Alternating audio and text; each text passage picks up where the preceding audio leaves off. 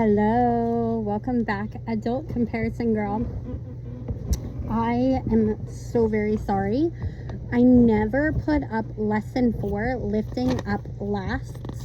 So I'm going to go ahead and do that one, and then we'll jump into chapter 6, which chapter 6 is going to be our last chapter, and it is a tad bit longer, with 5 full lessons. So we will jump into that and get that done. So y'all listen quick so we can get through this. Okay. All right. So the reading for this is Matthew 21 through 16.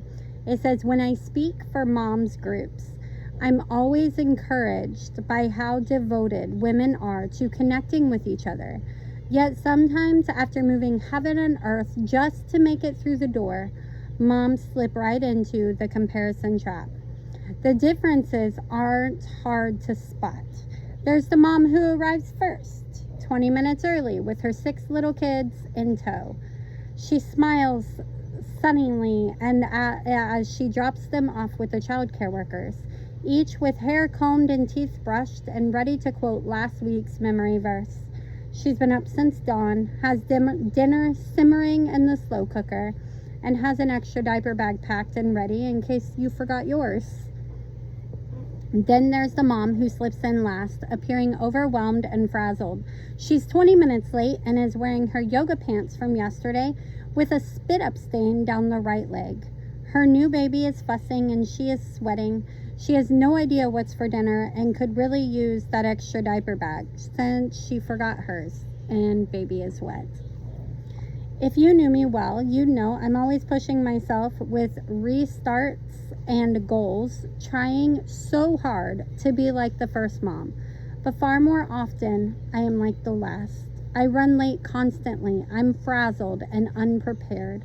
I regularly forget things, hardly ever have a plan for dinner, and I am usually wearing yesterday's yoga pants with a stain. Whether you are serving Jesus as a mom or in other ways today, I'd like to call a huddle for the woman who feels like a last. I'd like to talk to the one who, glancing over at a first, thinking, Jesus, have I failed you? I feel like I'm seriously lacking here. If that's you, I have great news. The parable of the vineyard worker is for us lasts too, and offers some sweet encouragement. Jesus crafted the story as a gentle rebuke for Peter, who was obviously one of the first. But as he told it, Jesus was aware of the other disciples in the circle, too, who were also trying to find themselves in the story. Remember that Jesus shined 2 spotlights onto this story. We've listened carefully to the warnings Jesus gave to the firsts. Now let's listen just as carefully to the encouragement that Jesus gave to the last. The master's call. The master hired workers at 5 different times throughout the day. These later workers didn't select their start group or how many hours they wanted to work. The master did. Notice the question he asks when he went back at 5 p.m. and found them still waiting. Why do you stand here idle all day? They said to him, because no one has hired us. Our storyteller wants us to know that these workers weren't lazy. They weren't stubborn or unwilling. They weren't even sitting down. They were standing, waiting, hoping to be used by the master. Certainly, there are places in the Bible where God corrects our rebellion, laziness, and self-centeredness. But this isn't one of them. These workers did as much as they could in the time they had at the end of the day. It was obvious they hadn't accomplished as much, but to their great delight, they received a generous wage. What a kind master. Now here's the part in the story where we, those who feel like lasts, need to lean in and learn something about our own master and how he sees things. When the 6 a.m. workers grumbly, angrily about not getting paid more for more work, the master didn't let that go. He challenged them. He didn't let the firsts get away with acting like they were superior. In his eyes, they weren't. If you need proof, just look at the exact same generous payment in every worker's hands. The master wasn't disparaging the 6 a.m. workers. Rather, he was elevating the 5 p.m. workers. And that's what our God does too. He elevates those who feel small, inferior, or last and reaffirms our worth. Little is much. Why would God calculate a servant's worth based on output or raw talent when, in his hands, even the smallest person can become great? Think of David, the little shepherd boy with a slingshot. God used him to bring down Goliath. Think of runaway Moses, who stuttered. God used him to challenge Pharaoh and deliver millions from slavery. If Jesus could scoop a handful of dust and make a human being out of it, I'm guessing any handful would do. And if he could divide the boy's lunch to feed 5,000, I'm guessing any boy's lunch will do. Jesus is the great multiplier. The amount of talent, wealth, influence, or potential in our measuring cup is of no consequence to Jesus, for he can make up for any lack. Remember how Paul bragged about his weaknesses instead of his many strengths? He knew that when he was weakest, God was at his most powerful. 2 Corinthians 12:9. God wants us to learn to see each other and ourselves with new kingdom perspectives. If God fills a measuring cup with himself, every small person or small gift or small service has epic potential.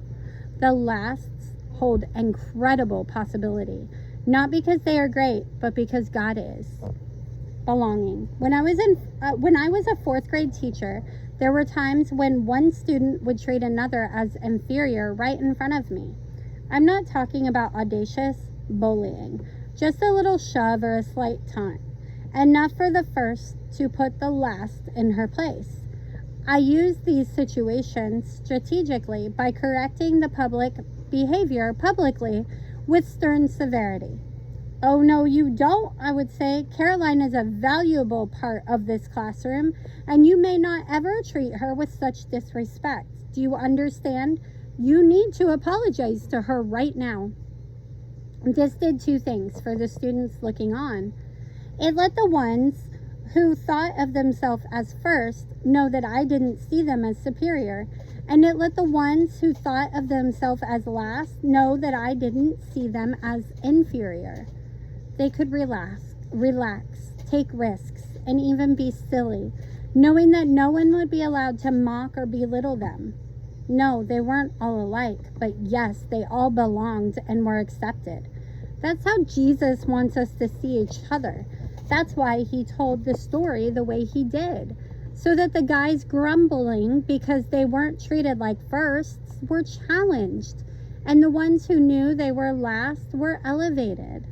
No matter when we arrive in the kingdom or how much we've accomplished, here's what is true. Our master values our work, but our value doesn't come from our work. He sees us not as firsts or lasts, but as the ones he called, the ones who belong. To each of us, he has said, you go into the vineyard too. Matthew 27. Friend, it would be a mistake to add up your kingdom service using the world's measure up calculator. And it would be a mistake to let others who measure by the lines define the worth of your service. Think forward to the day the sun sets on your vineyard work. You might leave behind 12 Jesus-following children or 1 teenager whom you mentored. You might have led 10,000 people to Jesus or planted a few seeds. You might have served 40 years on a mission field or a handful of days in the church nursery. You just have no idea how God will use even the smallest gift of service you gave. Something big. My friend Alicia dreamed of doing big things for God. She had been using all her free time, which wasn't much as the mom of 5 young children, to pull together a proposal for a book, which she prayed God would use in spectacular ways. One day she opened yet another response from a publisher, which said the same as the others. We love your writing, we love your ideas, but because your platform is small, we don't think we could sell enough books. That was the last straw. Alicia shredded the letter and threw it on the floor, then crumpled to a heap where she sat amidst the pieces of paper. With tears streaming, she said, God, I'm done with this dream. Then she heard him say, good. What? That's not what she wanted to hear. I was doing this for you, Lord, she said, but she sensed him whispering, I don't think so.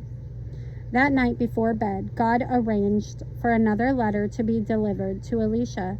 It was an email from a young mom named Callie who had attended the moms group where Alicia spoke that morning. Callie hadn't planned to be there. Actually, she wasn't even part of the group.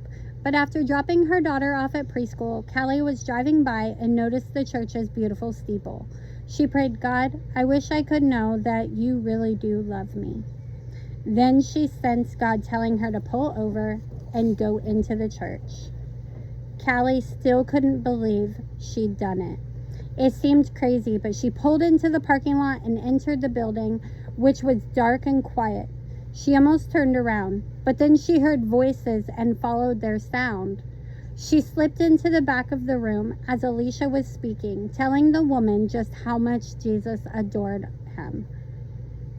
Callie sat listening, trying not to cry. She knew that Jesus had sent Alicia to prove his love to her, and now she was writing to tell Alicia that before she left the church, she had given her life back to the one who really loves her. That morning, Alicia had driven 30 minutes to speak in a musty church basement to 20 moms with 15 nursing babies on their laps, and she had gone home with a potted plant. It hadn't been glamorous. To Alicia, it had seemed like a small and insignificant way to serve, especially compared to the big things she wanted to do for God. Yet God had taken her small act of service and done something big. Friend, do you see yourself as one of the last? Do you compare and worry that you are not doing enough, or that your work for Jesus doesn't measure up? Wherever you place yourself in line, Jesus comes to you and says, stop looking down the row. Stop measuring yourself with other workers.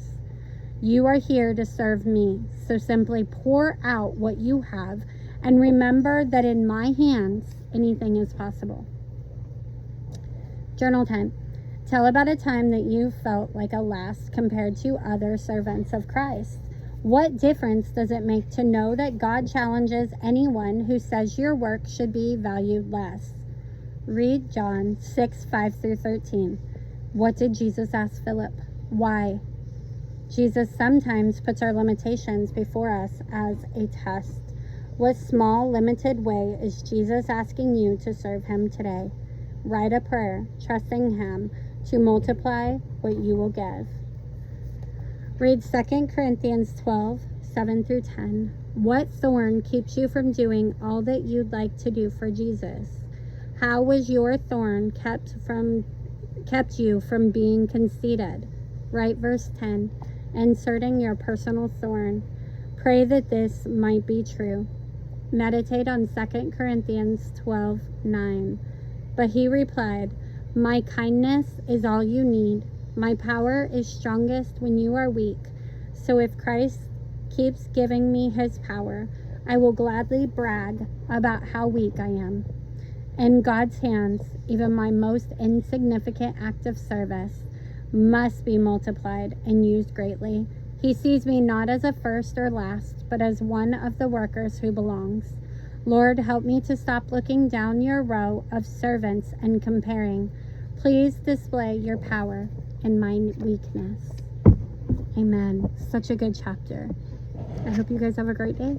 Bye now.